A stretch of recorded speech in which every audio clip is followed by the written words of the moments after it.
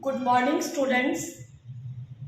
बच्चों, कल हमने रासायनिक परिवर्तन क्या है, रासायनिक समीकरण कैसे लिखा जाता है और रासायनिक समीकरण को कैसे संतुलित किया जाता है, इन 3 टॉपिक्स को पढ़ा।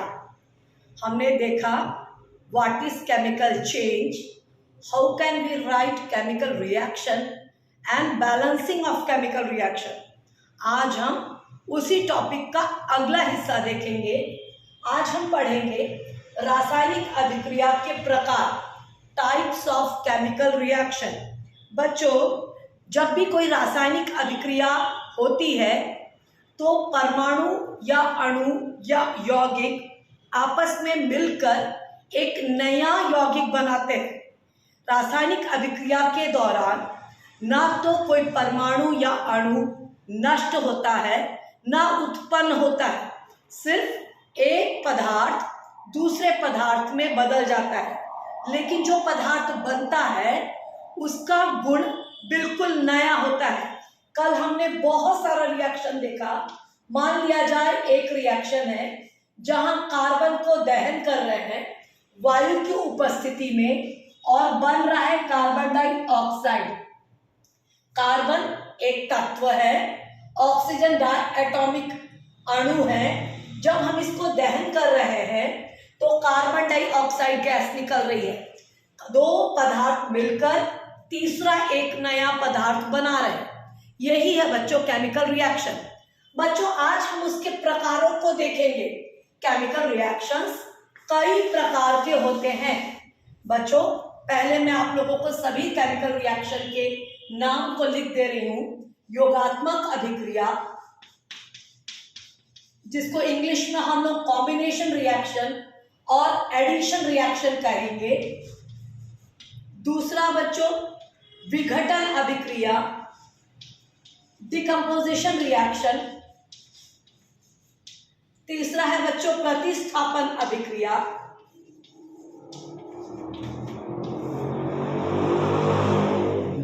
चौथा है द्विक प्रतिस्थापन।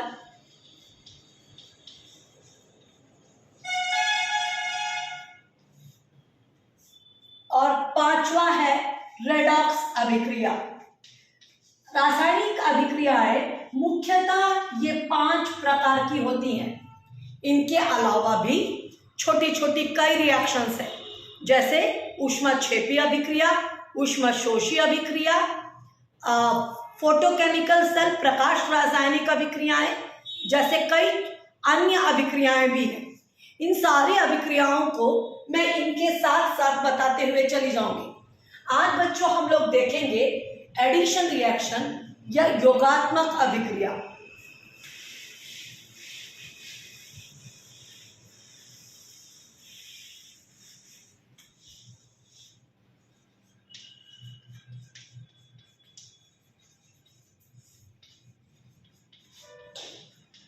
जब किसी रासायनिक अभिक्रिया के दौरान 2 या 2 से अधिक अणु, परमाणु या यौगिक आपस में मिलकर तीसरा एक नया यौगिक बनाते हैं, उसे हम योगात्मक अभिक्रिया कहते हैं।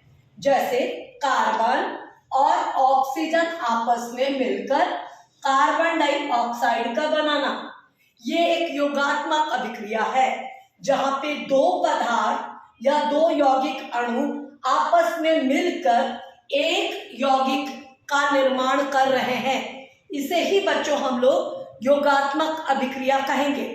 बच्चों, ये एक दहन अभिक्रिया भी है, क्योंकि यहाँ पर हम कार्बन को वायु की उपस्थिति में जला रहे हैं, इसलिए इसे हम दहन अभिक्रिया, कंब्यूशन रिएक्शन भी कहेंगे। बच्चों, इस अभिक्रिया के दौरान बहुत ज्यादा मात्रा में ऊर्जा निकलती है, इसलिए ये अभिक्रिया ऊष्माक्षेपी अभिक्रिया भी कहलाएगा।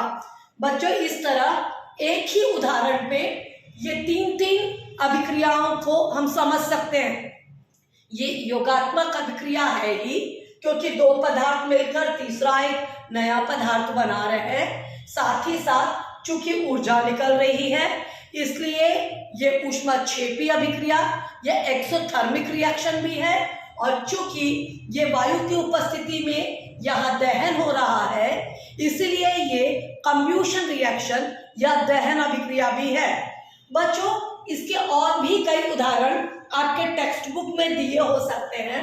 जैसे देखो बच्चों, अगर हाइड्रोजन को ऑक्सीजन के साथ क्रिया कराया जाए तो जल का बनना, ये भी बच्चों एक योगात्मक अभिक्रिया का उदाहरण है। हाइड्रोजन ऑक्सीजन के साथ मिलकर H2O या जल के अणु का बना लेना, ये भी बच्चों एक प्रकार का योगात्मक अभिक्रिया का उदाहरण है। और भी बच्चों कई उदाहरण हो सकते हैं। जैसे बच्चों, कैल्शियम ऑक्साइड को में यदि हम पानी को डाल देंगे तो कैल्शियम हाइड्रोक्साइड का बन जाना, ये भी बच्चों योगात्मक अभिक्रिया है। बच्चों, तीनों अभिक्रियाओं को आप ध्यान से देखिए। तीनों अभिक्रिया में जो उत्पाद बन रहा है वो एक एक बन रहा है, मतलब योग हो रहा है, एडिशन हो रहा है। जबकि क्रियाकारक हर जगह दो हैं, लेकिन उत्पाद जो बन रहा है वो एक ही है। इसलिए ये सारी अभिक्रियाएं योगात्मक अभिक्रिया की उदाहरण है। बच्चों, आप लोग के टेक्स्ट बुक में इसको एक गतिविधि के रूप में भी समझाया है। जब आप चूने को में पानी को डालेंगे तो चूने का पानी बनेगा और उस समय बहुत ज्यादा ऊर्जा निकलती है। बच्चों, आपने अपने घरों में देखा होगा, जब हम घर की पोताई या व्हाइट वॉश करते हैं तो चूने में पानी को मिलाने से जिस बर्तन में हम मिलाते हैं वो बर्तन बिल्कुल गर्म हो जाता है। यहाँ पे भी ऊर्जा निकल रही है। बच्चों, ये अभिक्रिया भी ऊष्माक्षेपी अभिक्रिया का उदाहरण है। बच्चों, मुझे लगता है आप लोगों को एडिशन रिएक्शन समझ में आ गया होगा। जब दो क्रियाकारक मिलके एक उत्पाद का निर्माण करते हैं तो उसे ही हम एडिशन रिएक्शन कहते हैं। अगर साथ में ऊर्जा निकल रही है तो ये ऊष्माक्षेपी अभिक्रिया कहलाएगा, और यदि दहन हो रहा है तो हम इसको दहन भी कह सकते हैं। बच्चों, मुझे लगता है इन तीनों उदाहरणों के द्वारा आपने एडिशन रिएक्शन को अच्छे से समझ लिया होगा। बच्चों, आज हम एक और रिएक्शन को देखेंगे और वो है बच्चों वियोजन अभिक्रिया या विघटन अभिक्रिया। वियोजन अभिक्रिया या विघटन अभिक्रिया, या इंग्लिश में बोलेंगे बच्चों तो डिकम्पोजिशन रिएक्शन।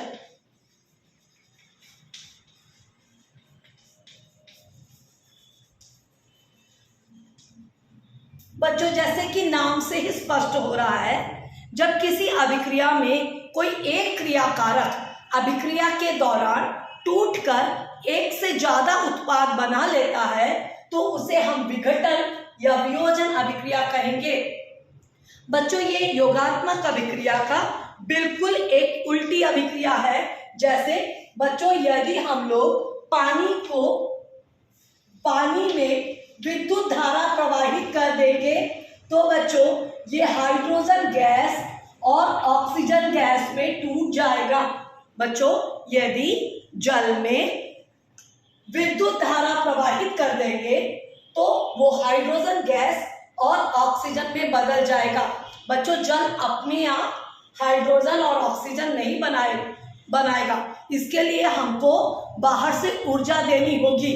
बच्चों, ये जो अभिक्रिया है, चूंकि हम यहाँ पे विद्युत धारा प्रवाहित कर रहे हैं, इसलिए बच्चों इसको हम लोग तापीय विघटन भी विद्युत विघटन भी कह सकते हैं। चूंकि ये अभिक्रिया इलेक्ट्रिसिटी के प्रेजेंस में हो रही है, इसलिए इसको इलेक्ट्रिक डिकम्पोजिशन या विद्युत विघटन भी कह सकते हैं। देखिए बच्चों, ध्यान से देखिए, ये एक क्रियाकारक था, वो टूटकर दो उत्पाद बना लिया, इसलिए ये विघटन अभिक्रिया है। चूंकि ये विद्युत धारा के उपस्थिति में हो रहा है, इसलिए यह विघटन विद्युत विघटन या थर्मल इलेक्ट्रिक डिकम्पोजिशन कहलाएगा।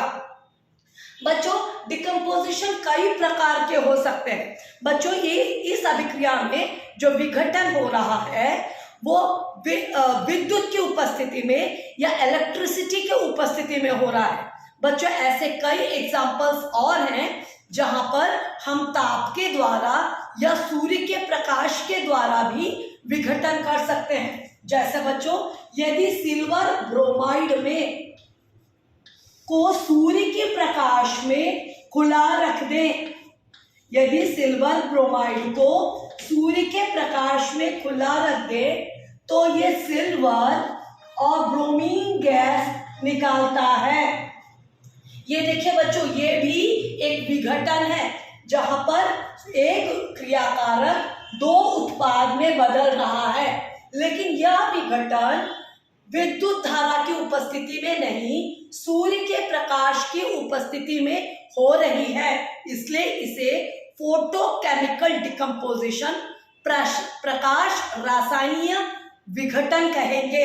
ये जो अभिक्रिया होगी वो प्रकाश रासायनिक विघटन कहलाएगी, फोटोकेमिकल डिकम्पोजिशन कहलाएगी, क्योंकि ये सूर्य के प्रकाश में हो रही है।